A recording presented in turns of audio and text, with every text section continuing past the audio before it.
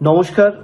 গতকাল আমার সোশ্যাল মিডিয়ার পোস্টের মাধ্যমে আমি নিজের ব্যক্তিগত মতামত আমি জানিয়েছি। তারপরে সব সাংবাদিক ভাই বোনেরা আমাকে গতকাল রাত থেকে আমায় চেষ্টা করছে ইন্টারভিউ করার এক্সক্লুসিভ, কিন্তু আপনারা সবাই জানেন এক্সক্লুসিভ করাটা অসম্ভব ব্যাপার, কেন অনেকেই আছেন করতে পারবো না, যার কারণে আমি এই ভিডিওর মাধ্যমে আপনাদেরকে নিজের কাহিনীটা জানাতে চাই। আমার সাথে এই গত 5 বছরে কিভাবে কাজ করতে গিয়ে আমায় বাধা ধাপে ধাপে ফেস করতে হয়েছে বা দিয়েছে, সেগুলো আপনাদের মাঝখানে রাখতে চাই।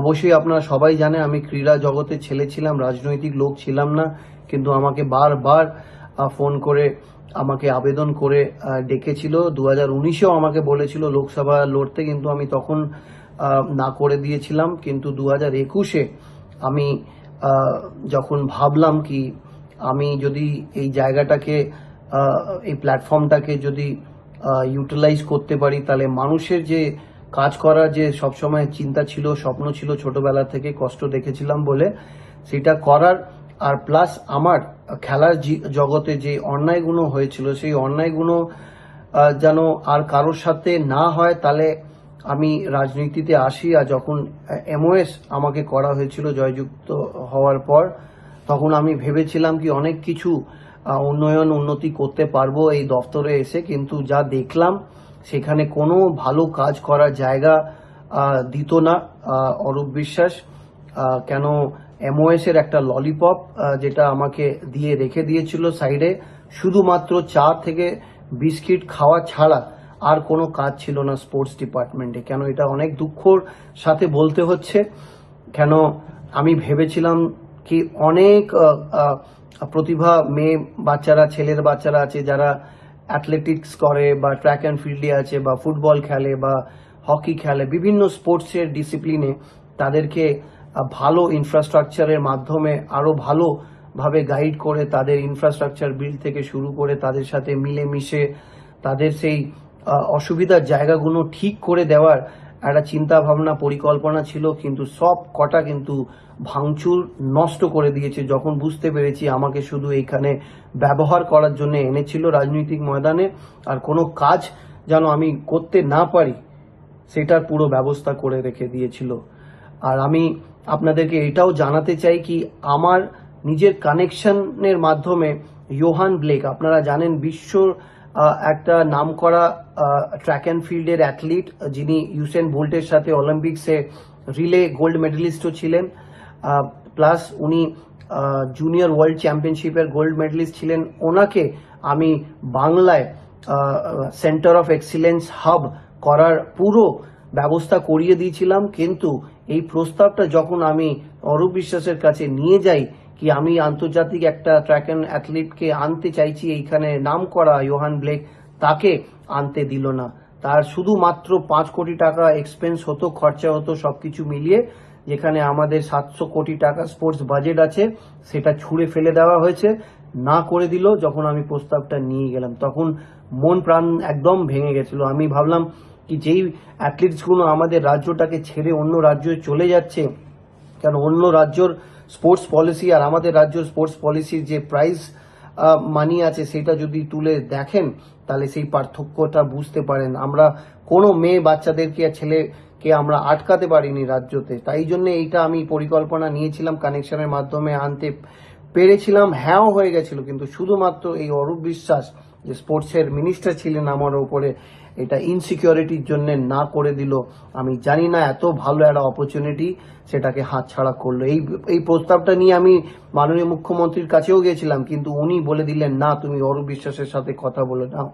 আপনারা ভাবতে পারছেন কত বড় একটা আমাদের উপকার হতো, আমাদের ক্রীড়া জগতে কত বড় একটা এটা ব্যবস্থা হতে চলেছিল, কিন্তু এটা না করে দিয়েছে, কোনো কাজই করতে দিত না, শুধু চা বিস্কিট খাওয়া ছাড়া ডিপার্টমেন্টে আমার আর কোনো কাজ ছিল না। মানে অনেক দুঃখ পেয়ে এটা বলছি, কেন আমি ভেবেছিলাম একটা ক্রীড়া জগতের ছেলে এসে অনেক ডিফারেন্স করবে, কিন্তু আসলে রিয়ালিটিতে অন্য কিছু আমি দেখতে পেয়েছি, অনুভূতি করতে পেরেছি। তাই জনগণ এই সরকারটাকে যেভাবে ছুঁড়ে ফেলে দিয়েছে সেটা আজকে প্রমাণিত হয়ে গেছে। কেউ পছন্দ করতো না। আপনারা দেখেছেন মেসি কাণ্ডটা, মেসি ইনসিডেন্টটা আমি জানতাম, আমার আভাস ছিল, কেন পদে পদে ধাপে ধাপে আমাকে যেভাবে অসম্মান করেছে, কোনোদিন স্টেজে ডাকতো না। ডুরান্ড কাপের ফাইনালে যখন প্রাইজ সেরিমনি হয়েছে মাঠে গেছিলাম, কিন্তু আমাকে জোর করে ডাকতো না, কেন আমার যে ছবি চলে আসবে তার সাথে, সেটা ও কোনোদিন সেটা সহ্য করতে পারতো না। তাই ওই অনুভূতিগুলো পেয়ে পেয়ে আমি কিন্তু বুঝে গেছিলাম কি আমার বারবার আমি যদি যাই তাহলে আমাকে অসম্মান বারবার অপমানিত করবে। তাই আমি মেসি কাণ্ড যখন হলো, মেসি যখন এসেছিল, আপনারা জানেন আমি মাঠে যাইনি। আমি জানতাম এই ধরনের কিছু ইনসিডেন্ট হতে চলেছে। আপনারা দেখেছেন এই অরূপ বিশ্বাসের জন্যে কিন্তু গোটা আমাদের রাজ্য যারা খেলা প্রেমী, ফুটবল ফ্যান, মেসির ফ্যান, আর্জেন্টিনার ফ্যান, তারা চোখে দেখতে পারেনি, তারা দেখতে পারেনি। মানে তার জন্যেই কিন্তু এই মেসি 5 মিনিট 10 মিনিটের অন্তরে ফিরে চলে গেল। এত বড় সুযোগ হাতছাড়া করিয়ে দিল এই শুধুমাত্র অরূপ বিশ্বাস। তাই আপনারা বুঝতেই পাচ্ছেন কি আমি এই 5 বছর কি ফেস করেছি এই স্পোর্টস ডিপার্টমেন্ট। এর ছাড়া যখন আমি বিধায়কের হয়ে আমি শিবপুরে যেভাবে কাজ করেছি, সেই তথ্যগুলো আমার কাছে আছে, ডিস্ট্রিক্ট ম্যাজিস্ট্রেটের কাছে আছে। তারা জানে কি আমি আমার এমএলএ তহবিলের টাকা থেকে কত দ্রুত গতিতে আমি কাজ করাতে পেরেছি, সেই প্রমাণটা তার কাছে আছে। বারবার মিটিংয়ে, বছরের পর বছর যখন মিটিং হতো, সেখানেও ওরা উল্লেখ করতো কি শিবপুরের বিধায়ক মনোজ তিওয়ারি সবচেয়ে প্রথম নম্বরে আছে, তহবিলের টাকাটা খরচা করে উন্নয়ন করে। আর যেই জায়গাগুলোতে স্বাধীনতার পর থেকে আলো ছিল না, রাস্তা ছিল না, সেইখানে রাস্তা আলো সব কটা করিয়েছি। সেখানকার জনগণ, মানুষ রাস্তায় রাস্তায় বলতে পারছে, মাথা উঁচু করে বলতে পারছে যতদিন কাজ করেছি ভালোভাবে কাজ করেছি। মানে একদিনের মধ্যে, 1 ঘন্টার মধ্যে আমি সার্টিফিকেটসগুলো আমি ইস্যু করে দিতাম। মানুষের পরিষেবার যে দ্রুত গতিতে দিতাম, সেটা কোনোদিন আমি খবর পেয়েছি কোনোদিন কোনো অন্য কেউ করতে পারতো না। যাই হোক, আমি অনেস্টি দিয়ে কাজ করেছি। নাম খারাপ করার জন্য অনেক মিথ্যে কথা রটিয়েছে, কিন্তু জনগণ জানে কি আমি কি করেছি, শিবপুরে কতটা উন্নয়ন করেছি। কিন্তু বারবার আমাকে আটকানোর চেষ্টা করেছে, কর্পোরেশনেও আটকানোর চেষ্টা করেছে। ফাইলগুলো অনেক দিয়েছিলাম, সব কটা জেনে বুঝে আটকে রেখে দিয়েছে। আর শুধু কথা, মিথ্যে প্রতিশ্রুতি দিয়ে গেল কি হাওড়ায় নিকাশি ব্যবস্থার জন্য মাস্টার প্ল্যান করা হচ্ছে, কিন্তু কিছুই করা হতো না। আমি যতটা পেরেছি চেষ্টা করেছি, পাম্পিং মেশিন যেটা আছে সেটা যতটা পেরেছি আমার আসার পর থেকে আমি সেগুলো কাজে লাগিয়ে যত তাড়াতাড়ি ওইটাকে নামানোর চেষ্টা করেছি। সেই মানুষগুলো সাক্ষী আছে। এইটুকু আমার বলার ছিল। কিন্তু শেষে একটা কথাই বলবো, যেটা ভগবান করে সেটা ভালোর জন্যই করে। আর এই যে দুর্নীতিগ্রস্ত যে সরকার, তাকে ছুঁড়ে ফেলে দেওয়া হয়েছে, সেটা তারা প্রাপ্য।